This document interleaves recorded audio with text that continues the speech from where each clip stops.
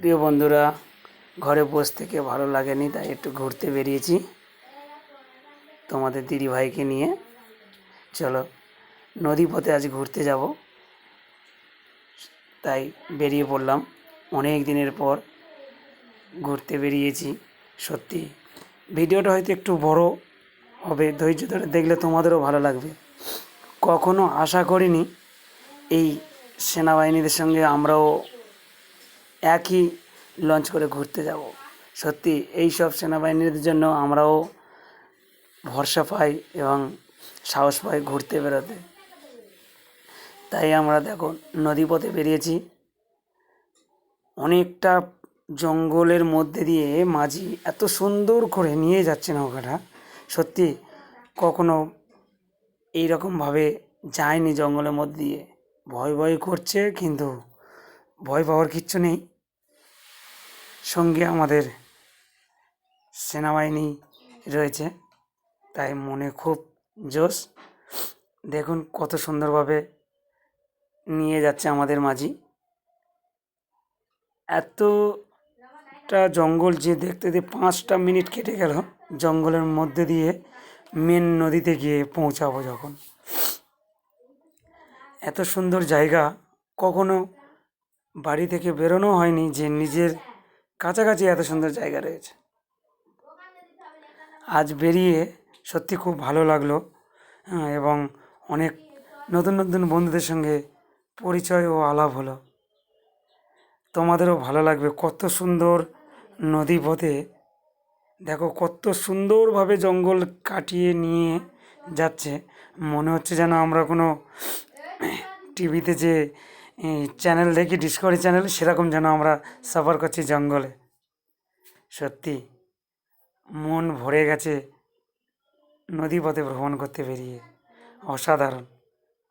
সকল বন্ধুদের আমন্ত্রণ জানাই, এইসব জায়গায় যদি তোমরা ঘুরতে আসো তোমাদেরও মন ভরে যাবে।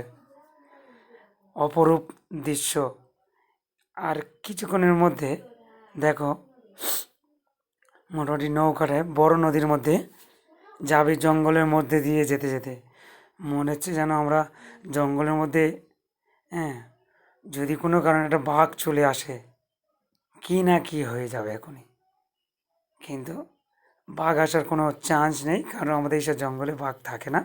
বাঘ অনেক দূরে থাকে, গভীর জঙ্গলে। আমাদের এসব জঙ্গলে কোনো জীবজন্তু মানে খুব একটা বেশি নেই। তা তোমাদেরও বললাম, বন্ধুরা তোমরাও এসো আমাদের এই জায়গাগুলো একটু ঘুরে বেড়াও, তোমাদেরও খুব ভালো লাগবে। অসাধারণ জায়গা। আর আমরা যে উদ্দেশ্যে নিয়ে বেরিয়েছি সেই জায়গায় গেলে তো আরও তোমাদের মন ভরেই যাবে। এত সুন্দর জায়গা, যেখানে গেলে মানুষের মন শান্তি এবং ঈশ্বরের স্পর্শ পাওয়া যায়। তোমরা না গেলে কখনো বুঝতে পারবে না। ভিডিওটা শেষ পর্যন্ত দেখো, জানতে পারবে আমরা কোথায় যাওয়ার উদ্দেশ্যে বেরিয়েছি, সেই ভ্রমণ যাত্রা তোমরা একটু ধৈর্য ধরে দেখলে জানতে পারবে। সত্যি আমাদেরও যাওয়া হতো না, অনেক দিনের আশা ছিল যাব যাব করে, যেতেই পারিনি। কিন্তু অবশেষে যাই হোক, যেতে পেরেছি, এটাই অনেক পাওনা। আর কিছুক্ষণ সময়ের মধ্যে দেখো এবার আমরা নদী পেরিয়ে, মানে জঙ্গল পেরিয়ে নদীর মধ্যে প্রবেশ করব। মাঝি এত সুন্দরভাবে কাটিয়ে নিয়ে যাচ্ছে আঁকা বাঁকা পথ ধরে। সত্যি মানে খুবই মজা লাগছে। তার মধ্যে দেখেছো তোমার দিদিভাই, হ্যাঁ, নীল ছাতার মধ্যে রয়েছে। এবারে দেখো সেনাবাহিনীরা আমাদের সঙ্গে সঙ্গে, আমরাও ভয় পাচ্ছিলাম, কিন্তু সেনাবাহিনীরা দেখছি আমাদের সঙ্গে সঙ্গে ওনারাও ভিডিও করতে শুরু করে দিয়েছে। সত্যি ওনারাও মুগ্ধ হয়েছে আমাদের এই জায়গায় এসে। হ্যাঁ, ওনাদের সঙ্গে কথা বললাম, কিন্তু ওনারা হিন্দিতে কথা বলে, বুঝতে পারি না হিন্দি ভাষা, তাই বেশি কথা বলতে পারলাম না। হ্যাঁ, তোমাদের দিদিভাই দেখেছো নীল ছাতার নিচে বসে রয়েছে। আর একটুখানি সময়ের মধ্যে আমরা বড় নদীতে পৌঁছে যাব। কতক্ষণ সময় লাগলো, 5টা মিনিট জঙ্গলের মধ্যে ধরে এলাম এতক্ষণ ধরে। এবার আমরা ওই পাড়ে যাব। দেখুন বন্ধুরা, কতটা পথ পাড়ি দিয়ে তবে আমরা কিন্তু সেই মাঝ নদীতে এসে পৌঁছালাম। সত্যি অসাধারণ। নদীতে তখন পুরো ভরা জোয়ার। জোয়ারে কত বড় লাগছে আমাদের এই নদীটা, অসাধারণ লাগছে। তোমরাও এসো, এসব জায়গা দেখলে তোমাদেরও ভালো লাগবে বন্ধুগণ। দেখো কোথায় থেকে আমরা বেরিয়ে আসছি, সত্যি অসাধারণ দৃশ্য। তোমাদেরও দেখলে তোমরাও, তোমাদের মনও ভরে যাবে। দেখো সেনাবাহিনীগুলো কত সুন্দরভাবে বসে রয়েছে, ওনারাও খুব আনন্দিত।